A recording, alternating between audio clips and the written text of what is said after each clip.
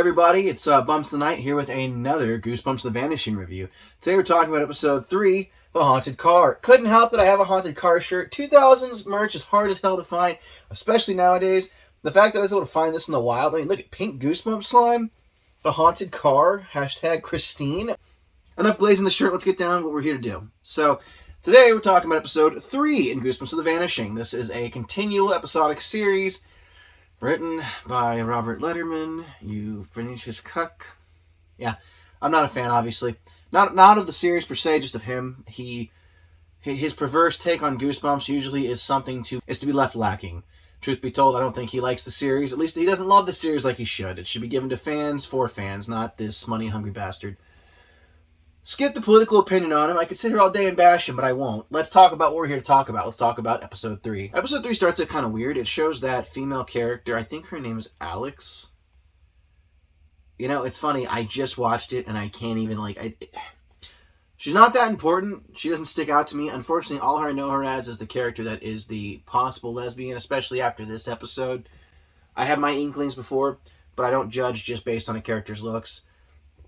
In this episode, we kind of follow up with how last episode left off. CJ and Devin had palled around in the sewer and found part of the vine that essentially attached itself to him and gassed him, or was trying to gas him. It wanted to do something with the spores that were inside him.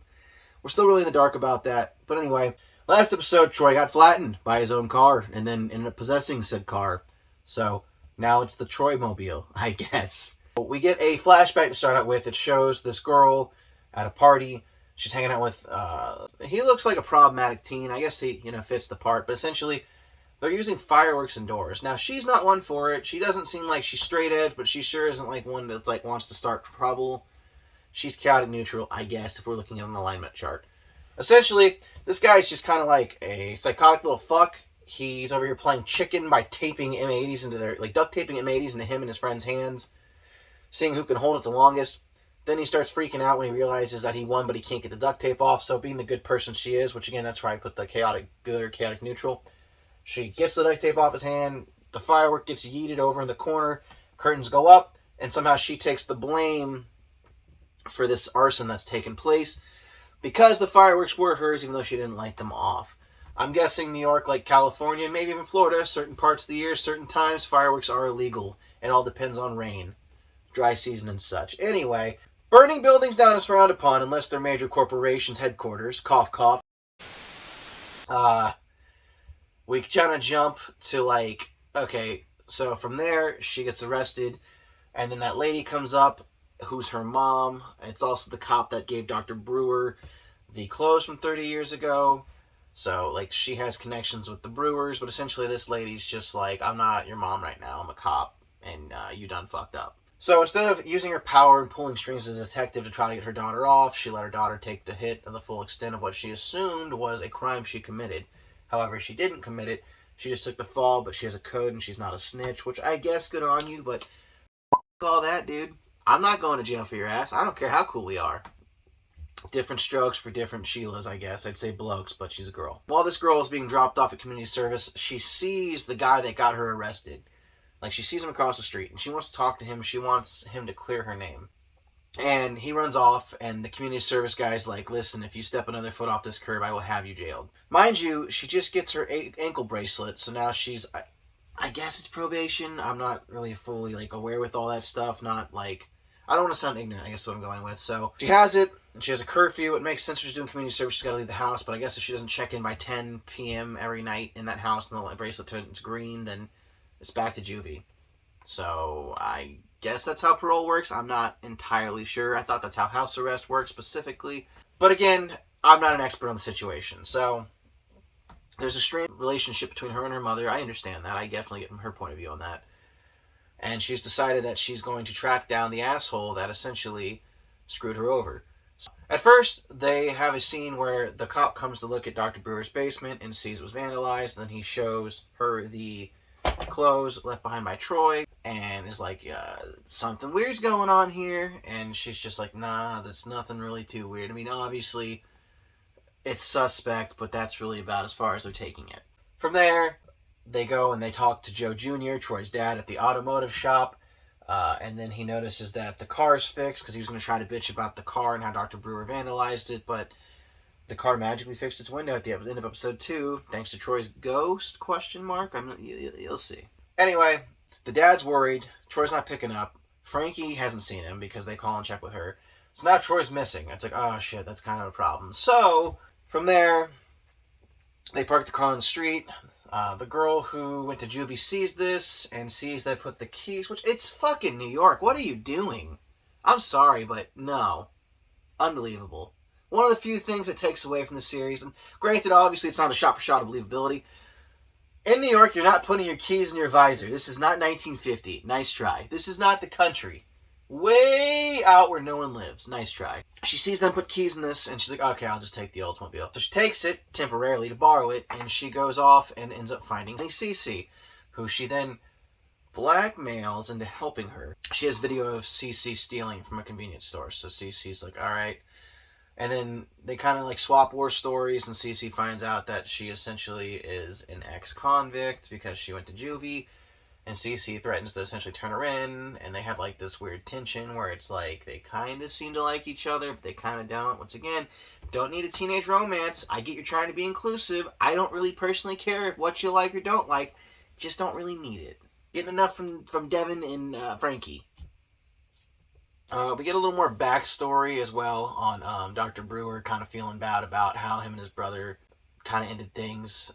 He essentially told his brother the night of the disappearance that he wishes he never had a brother. So I can see why he's got the survivor's guilt being carried with him. Cece tracks down this guy that essentially set up the female who went to jail, gets his work address, and they're kind of like, they're doing a stakeout. They're kind of hunting him down, you know. While this is happening, they end up finding this guy, like he's riding a bike through the city.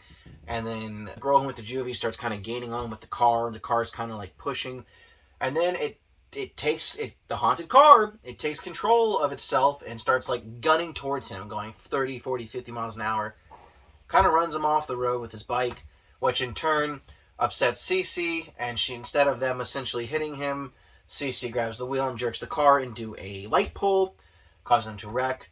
After they wreck, the spores, essentially the same shit we've been seeing infect the characters, makes their way into Cece's kombucha cup, which gross. I just hope that she washes it, because that's gross. Whatever. She gets out and storms off all frustrated after trying to have like a moment. Like, not like a oh, you know, I like you moment, but just like a trying to be human with this girl and bond with her.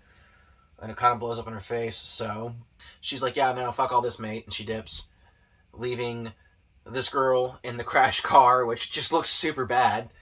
But then the car repairs itself. And much like in the Goat Worms episode, you get that CGI where something broken essentially fixes itself. And in doing so, the car starts to kind of like whip itself. And the car has a theme, which the theme is by Toxicity. Can't remember the exact name of the song, but it's like, I'll put a clip of it here.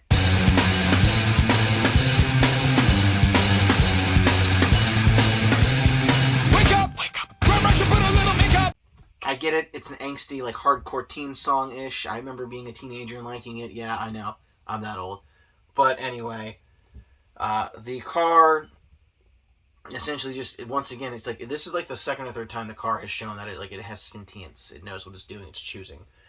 The car takes off, doing its own thing. This girl can't control the car at all. She's like, oh shit, it's doing its own thing. She's like, hands off the wheel, freaking out. The car is just gunning it. And then, out of nowhere, another car comes up and essentially tries to clip her. And it's like, what the hell's happening? And this car is the guy that she chased on the bike. And he's like, how do you like it? And she's like, it's not me, you jackass. I'm not doing this. And he's like, oh, shit. But Troy Mobile's like, yeah, no, we're here to play. And sideswipes him off of the road into a car. So, you know, hey, property damage again. Good job, Troy Mobile, you asshole. And Troy Mobile starts driving as fast as it can off-road through a field. At this point, our driver is freaking out. She's crawling through the back. She pops the seat down and crawls in the trunk, uses the bolt cutters to free herself from the trunk, right before the car jumps off the ledge into the water. Okay, first thought in mind, okay, if you love yourself and you're in a car now, why are you going to do that? Even if you wanted to kill her. I mean, you've proven you can wreck yourself and rebuild yourself. Why not just drive into a semi-truck, flatline her, and then bring yourself back? Unless your goal wasn't to kill her. But anyway, the car goes into the water, and then a couple of seconds later, she stands over the lake water looking at where she could have drowned, possibly. The car continuously moves. So now it's just a submarine. It's just driving, and then it morphs as it gets closer to the base and turns into like this black goo. So he's a transformer because he went from boy to monster to car to goo. Completing the life cycle, I guess. After this, essentially, Dr. Brewer, it's like nighttime now. He ends up going to the base thinking there's like a connection. I'm pretty sure he pulls the info from Cece about how, like, hey, his kid's acting weird. What's going on with Devin?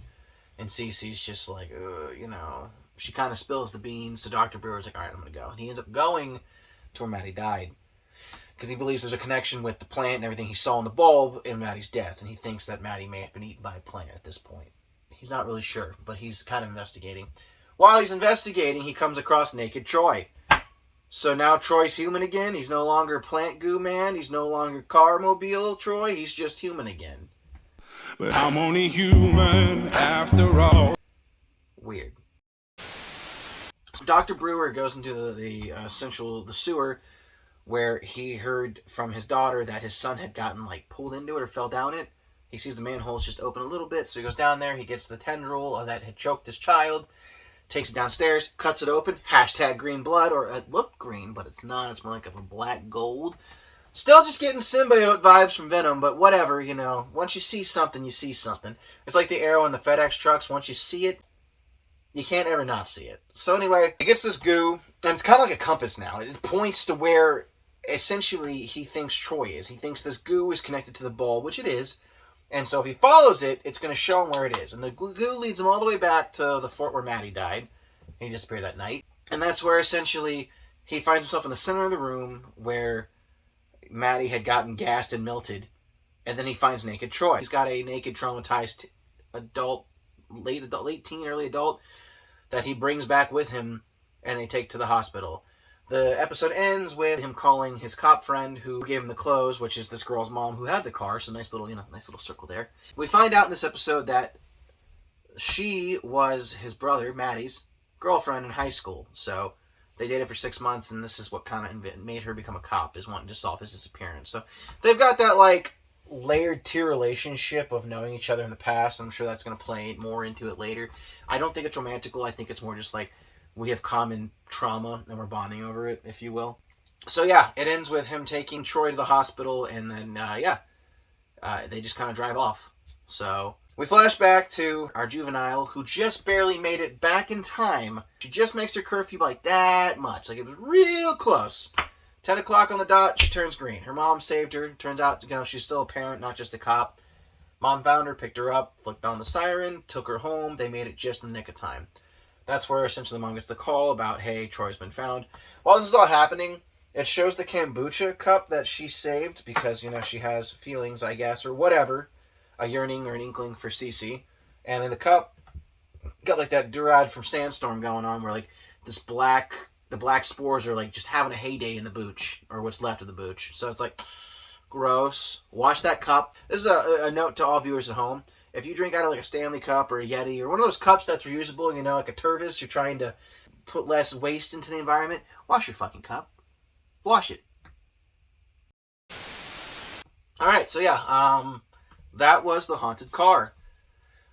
It was a lot different than I was expecting. I actually haven't read The Haunted Car yet, so I don't really know what I'm going to expect, but I guarantee this is not the story that was written in that book, which, whatever.